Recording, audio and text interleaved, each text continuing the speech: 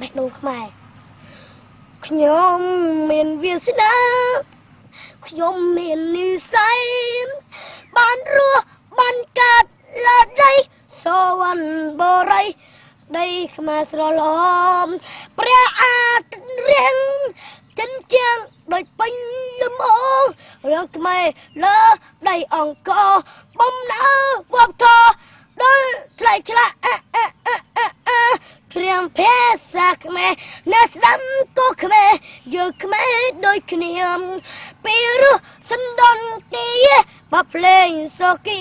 លំភើបចិនដាបានជួបញាតិមិត្តនេះជីវិតបត់តែងសុខឡានេះខ្ញុំមានជាសាសនាខ្ញុំមានគ្រួសារខ្ញុំមានបងប្អូនចម្រៀងមួយបន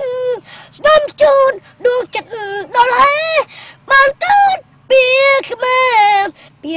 រច្រៀងដល់បែងដងបើមានសង្សារខ្ញុំព្រោះឆ្នាជាសាំងដូចខ្លួនព្រួងស្រីខ្មែរចេញថែបងប្អូនយើងមានបេះដូងដូចគ្នាបាទសូមចាត់បាទនិយាយថាបាទពេលខ្ញុំជ្រៀងខុសទៅណាទៅសូមយើងថាកុំកែប